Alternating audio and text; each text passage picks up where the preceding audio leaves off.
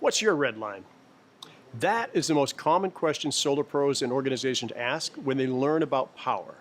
Well, if your red line is over $2 per watt, you should listen to this entire video.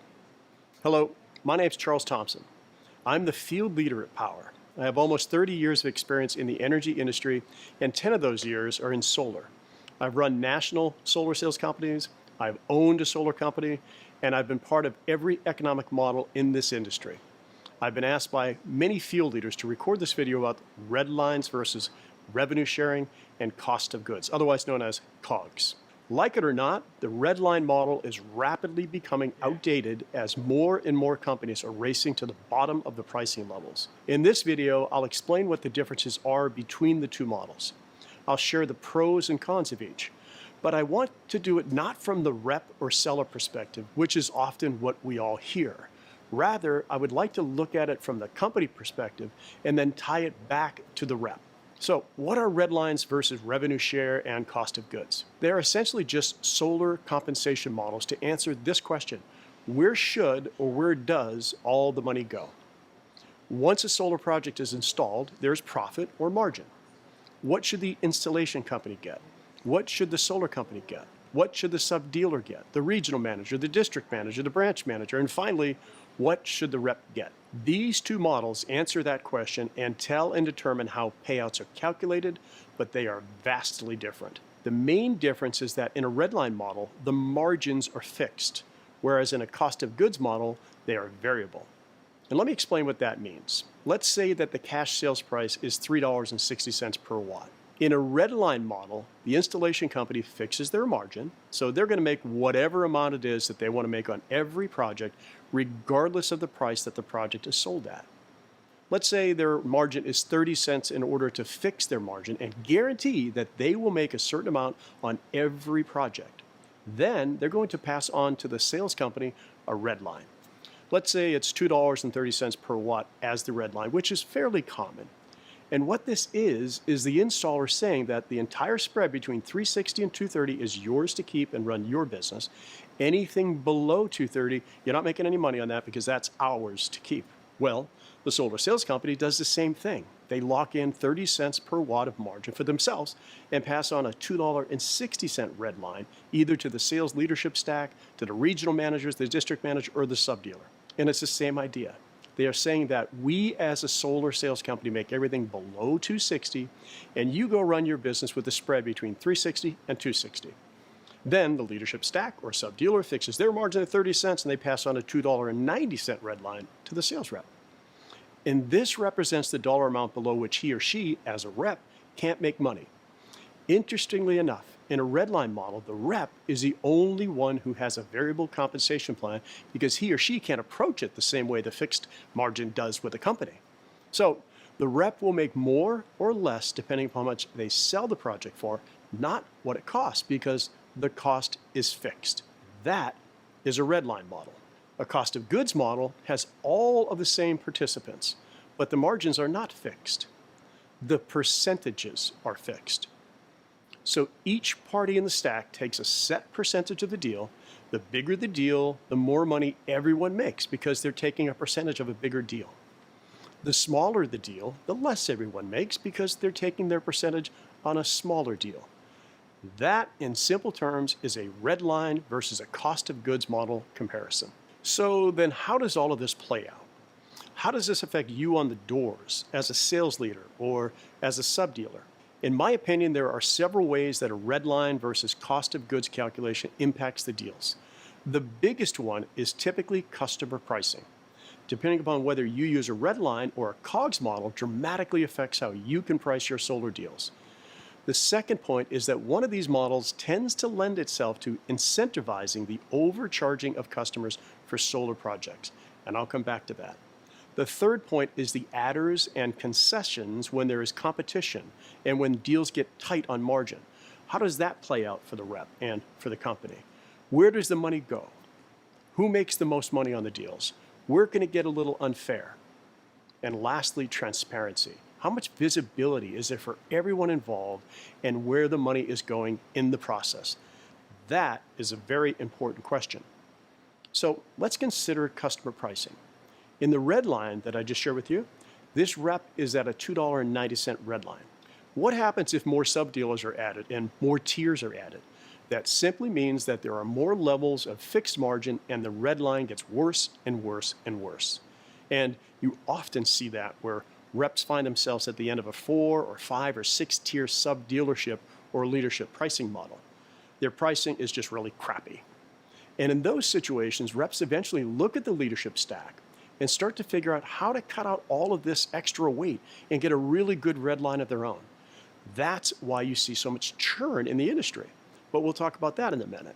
But this $2.90 red line, what it actually is, it's an artificial price floor, below which the rep can't compete.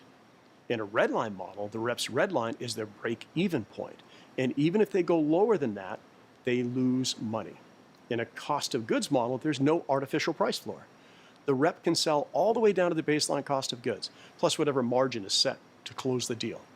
So let's say this rep sold a project for $2.40. In a redline model, they would be negative $5,000 on a 10 kW system. In a cost of goods model, they are actually making money. Again, if the red line is below 290, they lose money. In a cost of goods model, if they sell below 290, they still make money. And this is critically important. Imagine this. Alex, the rep, goes and knocks on the door, gets a bill, schedules an appointment, goes into the house. He's there for 2 or 3 hours, does all of the hard work in educating the homeowner, explaining everything, only to have them price shop it and find a better price. The homeowner comes back with that price and Alex says, I can't go that low. I don't make any money. Why would I possibly sell at that price? And realistically, he's not walking away from deals at 290. He's walking away from deals at 310 and 320 because clearly he should be making money on these deals, and 10 to 20 cents a watt simply isn't fair, especially when everyone else is making more because they have a fixed margin. You know, we've all had that experience of losing a deal after we put in all the heavy lifting and we did all the hard work. It sucks. Sellers on a cost of goods model don't have that problem because they can price all the way down to the company's baseline, as I mentioned before, and everyone shares in the revenue, whether it's higher or lower. What happens in a redline model when the deal gets tight on margin, when there's roof work needed, when there's tree trimming, when there's a main panel upgrade, and then this adder comes in, typically while the deal is in permitting and sitting idle for weeks to months, and then someone knocks on the door and offers a lower price. Common. Remember, in a redline model, all of the margin is fixed. So no matter what the installer, the sales company, the sub-dealer, the managers, and whoever else is in the stack, they will make their money. The rep is the one with the variable compensation plan in a redline model. So when adders and concessions kill the deal, it's just the rep that gets crushed. And that is not fair. With COGS, when these adders and concessions come in, they make the deal tighter, everybody's compressing. Because remember, it's percentage based. Since everyone is going to take less money on the project, the rep can still maintain healthy margin. That's the power of this model. And again, because everyone compresses and shares in the downside and the upside on the deal. Okay, so let's talk about the last one, transparency. Some companies feel that they can keep the reps and some of the leaders in the dark where the money goes. But in my opinion, that's an unsustainable model because it assumes that every rep and leader won't find someone that explains to them exactly how margins work. They assume that the reps are always going to be in the dark. And I just don't think that's a sustainable or realistic way to look at it. And that oftentimes is what a red line represents, a lack of transparency. Everyone upstream knows what everyone downstream is making and what the red line is, but it does not go the other way. A rep eventually looks around. They look at the red line, they start to question things. They get a sense of what the actual margins are. They feel deceived. They feel taken advantage of. And they begin to question, where's all that money going? And am I getting the value that I would hope to get from my sales leaders or from my sales company for all that margin that I'm giving up? So they start to look. They look behind the curtain a little bit. They find power. They find transparency. They find that there are other streams of income called revenue share, which occurs when they refer colleagues to leverage the Powur platform. They discover that they can earn stock options. They discover that as Powur grows and creates this flywheel effect, that as the seller gets the lion's share of the benefits, because as those costs are reduced, that creates that flywheel effect. That doesn't happen in a redline model. The company gets the benefit. And just like I was referencing at the start of this video, then the rep just tries to circumvent everything, and you wind up looking like most of what our industry looks like now, where there's just a lot of individual reps working for installers on a red line, and the reps are oftentimes finding themselves at the mercy of that installer and how they manage their money. How many times have reps been owed tens of thousands of dollars and the broke installer doesn't pay them? Then the installer shuts down, pops up under another name, and repeats the same thing under a flawed red line model. Has that ever happened to you? It's happened to me, and I hear about it happening to reps all the time. Powur provides transparency. Powur is the first 100% virtual residential solar company. Powur is the fastest growing residential solar company in the United States. Powur is ranked number 61 of the Inc. fastest growing companies out of over 30 million businesses.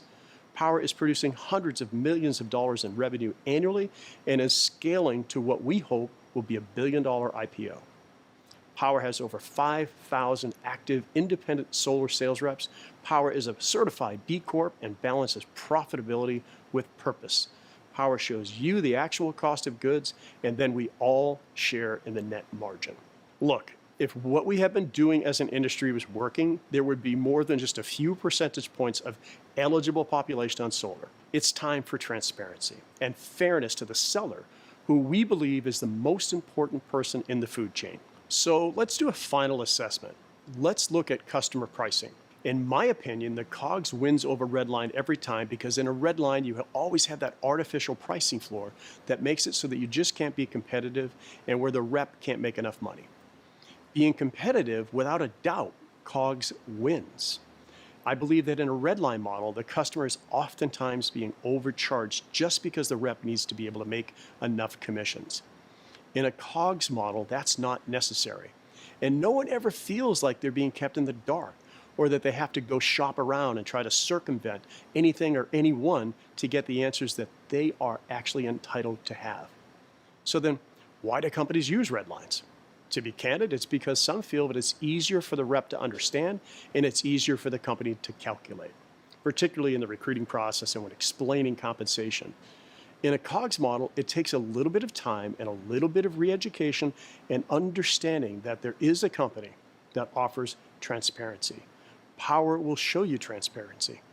Everything above the COGS is split 70-30 with the seller and up to 80-20 with organizations based upon volume. And here's a question you have to ask. Where is solar pricing headed? Will regulations start to prevent price gouging? Will laws be passed, and will regulators get into the solar space to prevent overcharging customers, like they have in many other industries? Are overcharged customers more likely to cancel, and are they less likely to refer business? And then there is the education and adoption of solar. Solar is only at about a 3% market adoption rate now. It's very uneducated. It's a very unaware market, but as time goes on, it will only get more competitive and homeowners will get more educated, and this trend will continue. It'll eventually become a bought product versus a sold product. The market will shift. You can be part of the solution or part of the problem. If you cannot survive without charging these higher prices, then you're going to be part of the problem, because the industry is moving in the opposite direction. Lastly, let me talk about why orgs are losing reps to other redline programs or to Powur. So let's go back to what my redline is, right? Here's Alex. Alex is at a $2.60 redline. He's working with a dealer and things are going great. But dealer B comes along and says, hey, Alex, we'll get you a $2.50 redline, so you're going to make an extra $100 a kilowatt on every deal. And if you hit your half megawatt goal that you're trying to hit, well, that's $50,000 more this year for doing the exact same thing. Alex says, sign me up. Or Alex finds Powur's transparent cost of goods model. He finds revenue share. He finds stock options. What is Alex likely to do? And who lost in this situation? I believe that the moral of the story is that your red line does not tell you the whole story. Just because you know the red line does not mean that you know which one has a better financial opportunity. You need to factor in other things like adders and rebates from manufacturers and lenders. In a redline model, the company gets all of those benefits, not you, not the homeowner, not the rep, just the company. But not with Powur. The seller gets the lion's share of the benefit. And again, this comes back to transparency. If you know what you're getting paid and it's accurate and everyone's sharing fairly in the revenues, then you're going to be happier.